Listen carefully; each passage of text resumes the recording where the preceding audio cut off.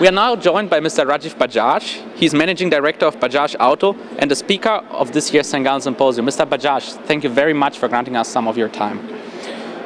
You're hosting a work session about management and homeopathy.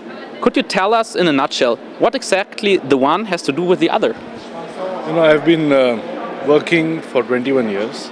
At the end of the first 15 years, I found that there is one problem with management science. And I say this at a management institute, that there is very little science in management.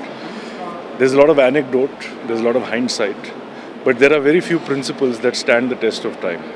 So when I was looking for a different way of doing things, I ran into homeopathy as a medical science. And I found that a good homeopath has about 300 principles that guide him in helping a person to be well, to have a good health.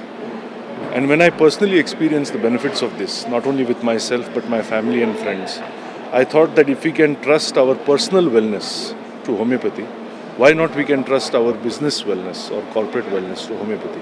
So last 5 or 6 years we have been trying to apply the aphorisms from the organon of medicine of homeopathy to our business. That is why the subject of the work session. Your company, Bajaj Auto, has moved from creating vehicles with 2 wheels to 3 wheels and now to 4 wheels. What is Bajaj Auto's vision for the future? 5 wheels?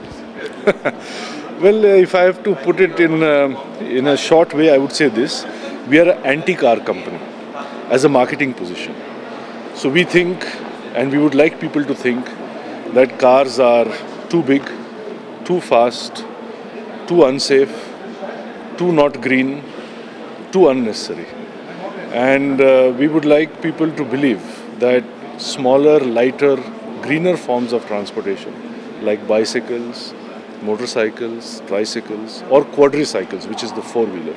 I have not thought of the pentacycle yet, but you have given me this idea now. But we think that such vehicles have a large role to play and they are continuing to be relevant in a world that is always short of resources, whether it's space, whether it's fuel or whether it's quality air. So I think such vehicles play a very good role in today's context, and therefore our business is about furthering the relevance of these vehicles. In the process we have to be opposed to someone. Every business needs an enemy, so the car business is our enemy. We are an anti-car company. What risks are involved when an Indian car company expands internationally? No, the risks for any company, Indian or otherwise, I think is the same. In my view, every company starts at the beginning by making one product well for one market. Nobody has the resources at the beginning to make 10 products for 10 markets. So you start doing one thing well for one customer. Eventually, when the business does well, it is a human nature perhaps to want more. So we grow along both the axes. More products for more markets. This is when I think the business gets diffused, it gets confused, it gets commoditized. Now I think companies have 3 choices. One is to make more products for more markets. I think this doesn't work. This is a big lesson for emerging markets like ours, where because of the natural growth in the market, everybody wants to make everything for everyone. The other option is to make lots of products for one market. But the best option, we think, is to make one product for the entire world and to try to be a global player or a specialist of that. So we have, for example, consciously chosen to focus on motorcycles. And we are today the world's 3rd largest motorcycle maker. And we are today the world's most profitable automaker with a profit before tax of 20% of sales. It is very unlike most automotive companies. And we think we owe this primarily to our strategy to be a specialist. For us, the simple interpretation of the word strategy is specialization. Do one thing well all over the world. And I think that all businesses that stick with this approach will always do it. You have previously said that half of the world's problems are created in Davos. Do you think that the other half is created here in St. Gallen? I would say that to an extent this is taken out of context. What I meant is this. I was speaking to an audience to whom I suggested that one way to look at our jobs is like this. There are some of us, and I count myself amongst them, who work inside the system. There are others who work on the system. We can describe it in another way. We work bottom up. Maybe the politicians work top down. I think sustainable, lasting change is created inside out, from within the system, bottom up. To that extent, I am not a fan of places like Davos, not only Davos, places like Davos, which to my perception are more top down or trying to work on the system.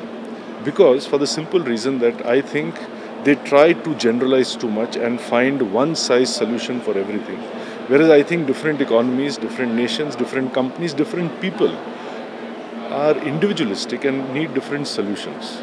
So it should be a question of horses for courses, and I have seen in the last 20 years, trying to apply one solution for every problem across the world just doesn't work. This seems to come out of places like Davos, which is why I said that. I have not any evidence it comes from St. Gallen, so far I don't say this. What is the biggest risk you have ever taken in your life? See, we in India at least have a very contra-intuitive way to look at things. For example, we say to ourselves that in keeping with our spiritual heritage, the man who wants nothing has everything. Yeah? In the same way, I am seeing here a lot of theme around risk, and I have seen sessions which suggest that there is no growth, there is no innovation without risk taking. But our way is a little different. We believe that we are very risk averse actually. But being risk averse, the other side of the coin is itself a risk. And what I mean is this, that often in management language, if I were to adopt your terminology, there is a terminology called de-risking the business. Often de-risking the business leads to defocusing the business. By doing too many different things in the name of de-risking, we defocus the business. So we say sometimes, de-risking is the biggest risk. Again, it's contra-intuitive. So it is very important for businesses to know what they stand for, because at the end of the day, a consumer will come for our product and service only if it is differentiated, if it has something to say for itself. And if it has something to say for itself, it comes out of a very specific business model which will have its natural boundaries or limits. A business should not exceed those limits. It should live within those limits. There may be limits of skills, there may be limits of cost structure, there may be limits of market access. Not every business can have all skills at all cost points for all markets. So one should observe and be aware of the natural limits of any business model and operate within that. If one wants to do something else, one should create a different business. If one tries to take the same business in too many directions, this is the biggest risk. So what I have tried to do in Bajaj Auto is to actually focus everything down to one business that is aimed at one segment in the global markets. It's very risky because we are doing only one thing. So that's the biggest risk I have taken. But it's not risky because when you do one thing well, you have a better chance to succeed. Mr. Bajaj, thank you very much for your answers and your time, and enjoy your stay here at the Gallen Symposium. Thanks very much for having me. Thank you.